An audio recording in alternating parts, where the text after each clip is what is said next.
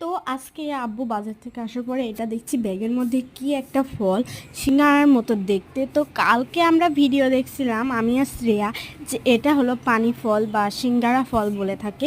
এটা হলো শ্যাওলা পুকুরে হয়, যে পুকুরে শ্যাওলা বেশি সেই পুকুরে এগুলো হয়। তো আজকে বাজারে আব্বু দেখেছে, এজন্য 50 টাকা দিয়ে 30টা কিনে নিয়ে এসেছে। তো আমাদের গ্রামেরই একজন বিক্রি করছিল, তো সেখান থেকে নিয়ে আসছে। তো কালকে আমরা ভিডিও দেখলাম যে কিভাবে কি করতে হয়, তো কাটাগুলো ছাড়িয়ে নিলাম আমি ছুরির সাহায্যে।